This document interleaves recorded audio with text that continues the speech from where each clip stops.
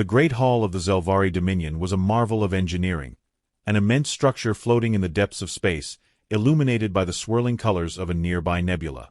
Here, the High Council of Zelvar, rulers of one of the most dominant species in the galaxy, convened to discuss the final stages of their latest conquest, Earth. Supreme Strategist Vorex stood at the center of the chamber, his bioluminescent skin pulsing with confidence. His 6 arms moved fluidly as he activated the holographic projections of Earth and its defenses. The image flickered, displaying the planet's vast blue oceans, sprawling cities, and primitive weapon systems. This, Vorex said, his voice resonating across the chamber, is humanity's last stand. The council members, a mix of Zelvari warlords, scientists, and bureaucrats, watched in silent amusement. They had conquered a dozen species before, each offering a unique challenge, but none had been as primitive as the humans. High Chancellor HFY leaned forward, his spindly fingers tapping against the armrest of his floating throne. "You claim this war will be over in hours, strategist?" "Yes, Chancellor," Vorex replied, gesturing toward a data stream that highlighted human technology, military capabilities, and psychological weaknesses.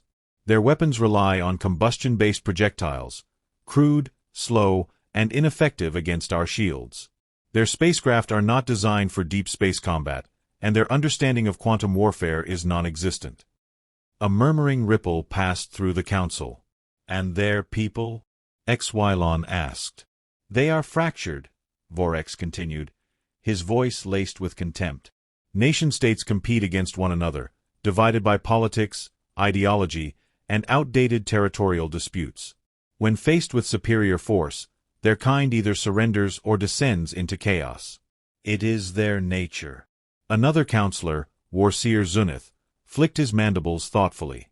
"And yet, strategist, history speaks of their resilience. We have studied their wars. They have an unusual trait, a relentless drive to resist against all odds." Vorex laughed, a low clicking sound that resonated through the chamber. "A primitive instinct. Their past victories were against themselves. Against a true, superior force, their so-called resilience will mean nothing. The invasion force is ready. Once our fleet enters their atmosphere, we will disable their defenses, neutralize their leadership, and establish control within mere hours." HFY narrowed his eyes. "And if they resist, they will be eradicated." Silence filled the chamber as the council absorbed Vorex's confidence. For a moment, there was only the hum of the holographic displays and the soft beeping of data feeds analyzing Earth's military structure. Finally, the Chancellor spoke. "Very well. You have the Council's approval.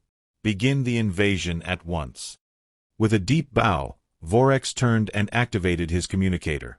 "Fleet Commander Rethiz, initiate the assault. We take Earth within the next planetary cycle." The command was given, and across the cold expanse of space, the Zelvari war fleet surged forward, their engines roaring with the promise of conquest. Hours later, Earth, Moon's orbit. The Zelvari fleet emerged from the darkness of space, hundreds of warships gliding into position above Earth. Their sleek, black hulls absorbed light, making them appear like voids against the stars. In the lead was the dreadnought Vralith, the command ship from which Vorex would oversee the battle. "Begin jamming their communications," Vorex ordered, watching as his fleet executed their carefully planned strategy. "Disable their satellites. Cripple their power grids. We will make them blind before they even realize we are here." Within minutes, Earth's communication networks flickered. Satellites went offline. GPS systems failed. Panic spread as major cities suffered blackouts. Governments scrambled to understand what was happening, but the Zelvari had ensured there would be no time for preparation. "Phase 1 complete," reported an officer. "The humans are in disarray." Vorex allowed himself a smirk. "Excellent. Now we strike." From the warships, thousands of drones descended toward Earth, sleek metallic creatures designed to disable critical infrastructure, paralyze resistance, and instill terror. Behind them, the first wave of Zelvari soldiers prepared for planetary deployment. "This war," Vorex murmured to himself, watching the chaos unfold, "will be the shortest in our history." As the invasion began, the Zelvari Council, watching from their distant throne world, believed their prediction would hold true. But what they had failed to consider, what no calculation could predict, was humanity's greatest weapon. And in mere minutes, the war would take a turn they never saw coming. The world fell into darkness. Across the planet, power grids shut down, satellite signals vanished, and communication networks collapsed. Governments struggled to relay emergency orders, but chaos spread faster than they could contain it. Air traffic control lost contact with planes mid-flight, military bases found their command centers unresponsive, and major cities drowned in confusion as every screen and radio fell silent. Then came the first wave. From the sky, thousands of alien drones descended like a swarm of locusts. They moved with eerie precision, striking critical infrastructure, power plants, military installations, and transportation hubs. Explosions rippled across cities as drones unleashed plasma weaponry, reducing tanks and aircraft to smoldering wrecks before they could retaliate. The Zelvari ground forces followed. Towering, insectoid warriors clad in gleaming exoskeletons stormed the streets, wielding weapons that disintegrated anything they touched. Their coordination was flawless, their advance unstoppable. And for the first time in history, humanity stood on the brink of total defeat. Not in months, not in days, but in mere hours. Pentagon War Room, United States. "We've lost contact with our fleets in orbit," General Carter reported, his face pale under the emergency lighting. "Every satellite we have is down. They've blinded us." Across the table, world leaders, top generals, and defense officials from various nations sat in grim silence. They had been hastily connected through emergency channels, yet none had any real plan beyond survival. "Their forces are systematically dismantling our defenses," said a British intelligence officer. "Every major military base has been compromised. Our weapons are useless against their shielding. Even our nuclear options are off the table, our launch systems are jammed." President Monroe clenched his fists. "There has to be something we can do." "We fight," growled a Russian general. "If this is our end, we make them pay for every inch of our planet." "It won't be enough," came a quiet voice from the far end of the room. All eyes turned to Dr. Evelyn Carter, a lead scientist in experimental technologies. She was pale but composed, her fingers tapping against a tablet that still displayed a live feed of the chaos outside. "Fighting them conventionally is suicide," she continued. "But there's one option left. A last resort." Monroe narrowed his eyes. "You mean that project?" Evelyn nodded. "The Odin Protocol." A heavy silence filled the room. The Odin Protocol was a classified initiative, one that most leaders in the room had only heard of in passing. It was a theoretical weapon, a system so advanced and secretive that even its full capabilities were unknown. It had never been tested, never deployed. And yet, at this moment, it was humanity's only hope. Zelvari Dreadnought Vraloth. Vorex watched Earth's suffering from the command deck of his flagship, his mandibles clicking in satisfaction. "Their resistance is weaker than expected," one of his officers reported. "They're completely unprepared." "As I predicted," Vorex said smugly. "They cannot fight what they do not understand." He turned his gaze toward the holographic display of Earth, where Zelvari troops were already claiming territory. The human militaries were attempting to mount a defense, but their weapons were ineffective against Zelvari shielding. Their warplanes were shot down before reaching their targets. Their soldiers were slaughtered before they could even react. Vorex allowed himself a moment of admiration for the efficiency of the invasion. "Continue Phase 2, he ordered. "Begin planetary occupation. Their governments will soon realize their defeat is inevitable." But then, something changed. A sudden fluctuation in energy readings. A shift in the data streams. "What is this?" Vorex snapped, noticing strange activity on his interface. "Why are our scanners detecting an anomalous energy surge?" The officer at the control panel hesitated. "Unknown. Strategist. It's coming from multiple locations across the planet. It appears to be." The screen flickered. For the first time, interference disrupted Zelvari communication systems. The holographic display distorted before stabilizing again. Then, without warning, the sky above Earth ignited. Earth, Odin Protocol activated. Across the planet, hidden deep beneath military bunkers and secret research facilities, humanity's final gamble was set into motion. Massive underground devices, long kept in secrecy, roared to life. These were no conventional weapons, no missiles, no traditional explosives. The Odin Protocol was something entirely different. It was the culmination of decades of classified research into electromagnetic warfare, quantum computing, and exotic particle physics. It was humanity's ace in the hole. The first pulse struck the alien fleet in orbit. A massive electromagnetic surge, unlike anything seen before, erupted from hidden ground stations across the planet. Within seconds, Zelvari ships began to malfunction. Shields flickered. Weapons systems short-circuited. And then, something far worse happened. The second pulse. A wave of energy unlike anything in Zelvari records spread across the planet, disrupting not just machinery but the very atomic structures of their technology. Their warships, their weapons, even their biological implants, all began to break down at a molecular level. The effect was instantaneous. Drones plummeted from the sky, their power sources utterly fried. Ground forces convulsed as their exoskeletal armor disintegrated around them. The massive warships in orbit, so confident in their invulnerability, began to fall. The invasion force collapsed. And for the first time, the Zelvari realized they had made a fatal miscalculation. Zelvari Dreadnought Vralath. Alarms blared. Lights flickered. Consoles exploded in bursts of sparks as the ship systems crashed one by one. Vorex struggled to maintain his balance as the once mighty dreadnought trembled. He turned in disbelief toward his officers. "What is happening?" "Unknown energy weapon," the officer stammered, his voice frantic. Our technology is failing. The invasion is."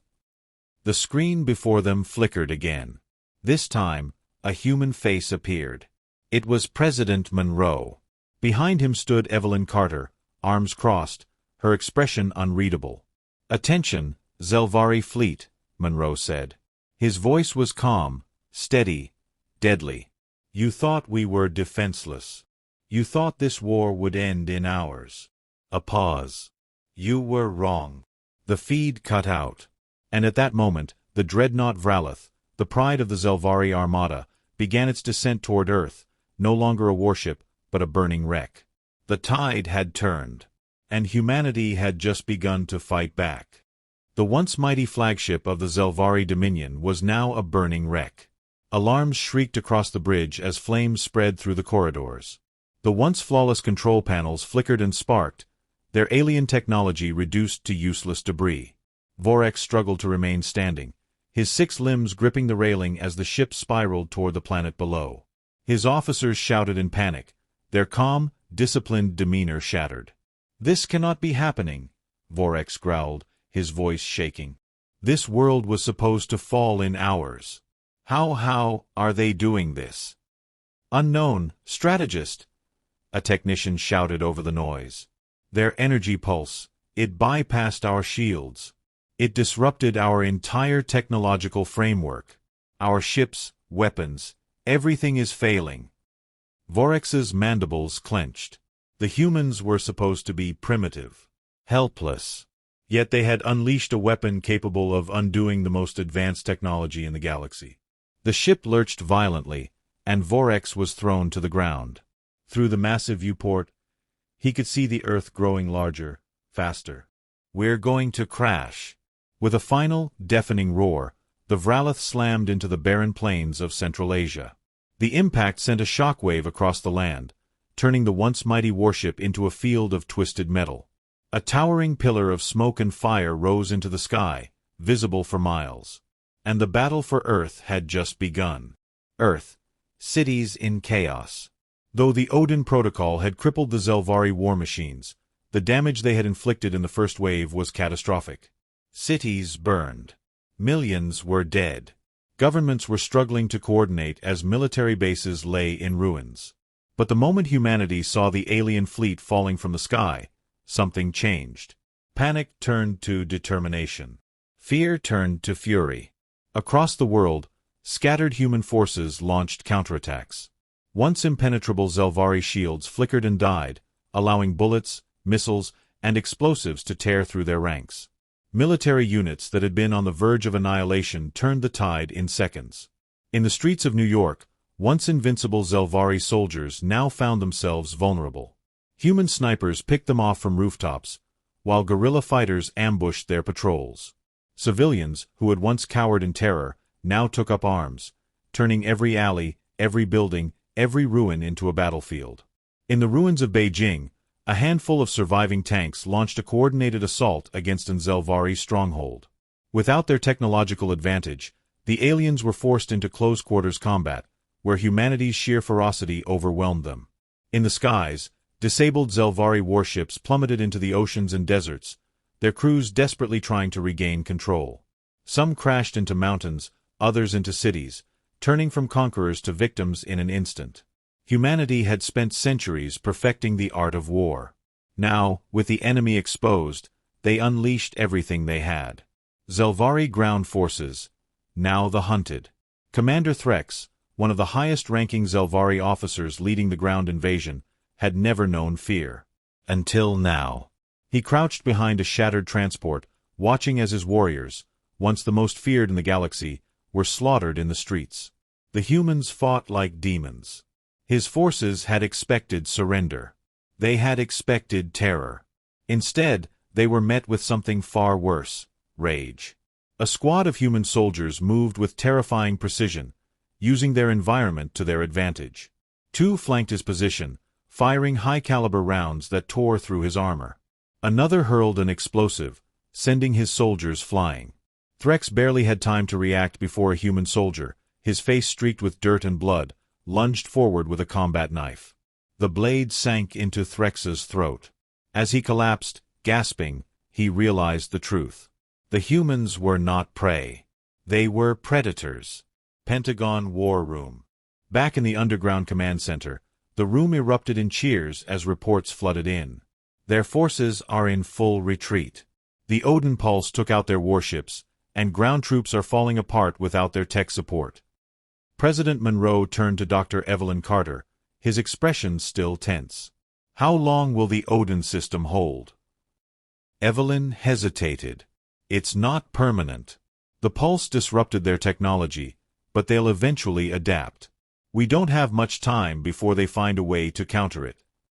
General Carter leaned forward. Then we strike now, before they can regroup. Monroe nodded. Agreed. Issue a global order. Every remaining military unit, every able-bodied soldier, every civilian willing to fight. We push them back and wipe them out before they recover. Around the table, world leaders, once divided, now stood as one. Humanity had been caught off guard, brought to the brink of annihilation. Now, they would finish this war on their terms. Zelvari High Council, watching in horror.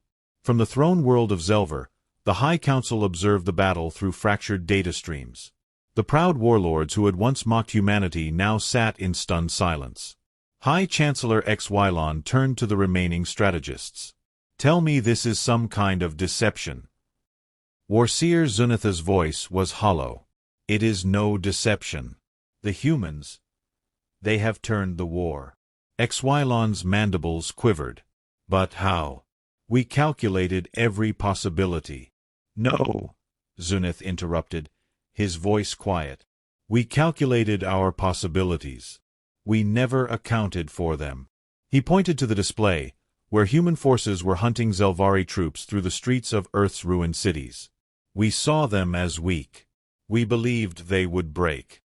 A grim pause. But instead, we made them angry. Xylon clenched his fists. We cannot let this stand. Deploy reinforcements.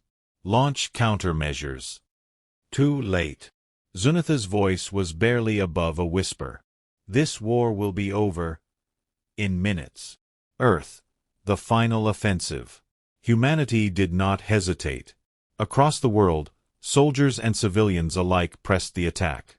Fighter jets, once powerless against Zelvari defenses, now soared through the skies, launching missile strikes against retreating alien forces.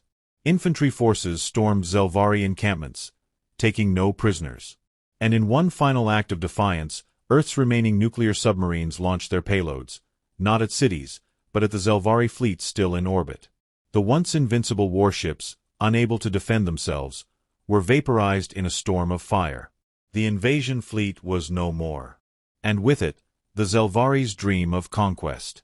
The moment of victory. In the aftermath, silence fell over the battlefield.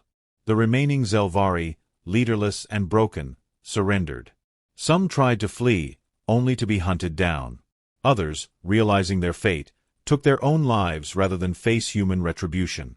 The war was over, and humanity had won. In mere minutes, the tide had turned. In mere minutes, the invincible had fallen. The High Council's greatest prediction, their belief that Earth would fall in hours, had been shattered. Instead, their empire had suffered its greatest defeat, at the hands of the species they had foolishly underestimated. And now, humanity had a message for the galaxy. Never underestimate again. The High Council chamber was silent. The once proud rulers of the Zelvari Dominion, who had mocked humanity mere hours ago, now sat in stunned disbelief. The war that was supposed to be over in hours had ended in minutes, but not in their favor. Chancellor Xylon's claws trembled as he stared at the final battle reports. Entire fleets had been obliterated. Their war machines had crumbled. Their soldiers had been slaughtered or captured. How? His voice was barely a whisper. How did this happen? Strategist Vorex, the mastermind of the invasion, stood before the council. His body battered, his once glorious exoskeleton cracked from the crash. He had barely escaped the wreckage of the Vralith and had been extracted by the remnants of the Zelvari fleet. He was the highest-ranking survivor of the invasion force.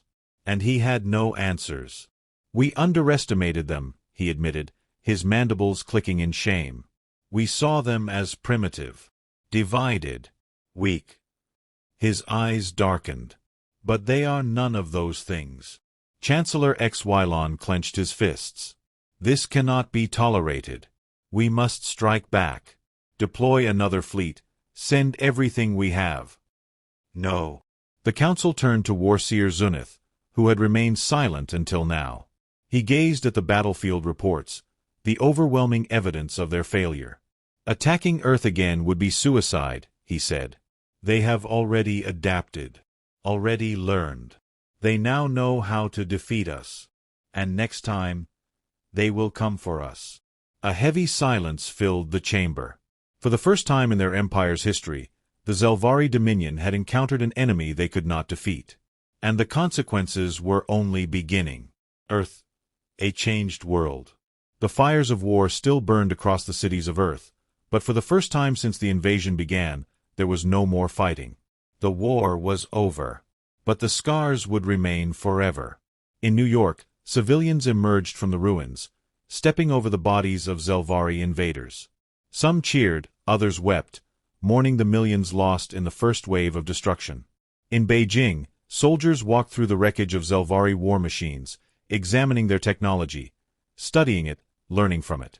In Moscow, a captured Zelvari officer was dragged before a crowd of survivors. The people stared, not with fear, but with hatred.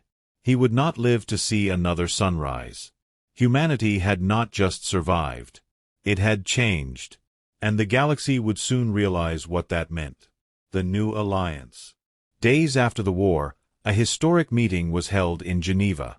For the first time in human history, world leaders gathered not as representatives of separate nations, but as a united species. President Monroe stood at the head of the assembly. We were attacked because they thought we were weak, he began. They believed we would crumble in the face of superior power. He paused, letting the weight of his words settle. They were wrong. Around the room, leaders from every major nation nodded. The world had been divided for centuries, by politics, by borders, by wars among themselves. But now, they had a greater purpose. We are no longer just Americans, Russians, Chinese, or Europeans, Monroe continued. We are no longer divided by race or nation. We are humans. And today, We send a message to the galaxy. He turned to the screen behind him, where the captured Zelvari warships were being dismantled by human engineers. This war may be over, he said, but it was only the beginning. A hushed murmur spread through the assembly. The meaning was clear. Humanity was no longer content to stay on Earth. They had fought off an invasion, and now they would take to the stars. Zelvari throne world, humanity's response. The High Council's chambers were once again filled with tension as a transmission from Earth arrived. The humans had not reached out for surrender. They had sent a warning. On the screen, President Monroe appeared, flanked by military leaders and scientists. High Chancellor Xylon, he said, his voice calm but firm. Your empire thought Earth would fall in hours. Instead, we ended this war in minutes. The council members shifted uneasily. Monroe leaned forward. We now have your technology, your ships, your weapons. His gaze darkened. And we will improve them. A sharp intake of breath rippled through the Zelvari ranks. We will not seek revenge, Monroe continued. But we will never forget what you did. And we will make sure you, and the entire galaxy, never underestimate us again. He let the words settle before delivering the final blow. If you ever come back to Earth, he said, it will not be for war. A pause. It will be for your surrender. The transmission cut out. Silence. No threats. No demands. Just a simple truth. Humanity had survived. And now, they were coming for the stars. The dawn of a new era. As the Zelvari Dominion reeled from its greatest defeat, Earth's people turned their gaze upward. The war had been won, but the future was still unwritten. In secret military bases, scientists worked tirelessly, reverse-engineering alien ships, unlocking new possibilities. In once divided governments, leaders set aside old grudges, forging the first true global alliance in history. And in the hearts of every human survivor, one thought echoed. Never again. Humanity had changed. They had been underestimated. Now, they would become something far more dangerous than the Zelvari had ever imagined. Not just survivors. Not just fighters. But a force that no empire would ever dare challenge again. And as Earth's first warships, rebuilt, improved, armed, prepared for their first journey into deep space, the galaxy watched in silence. Because now, it was their turn to feel fear.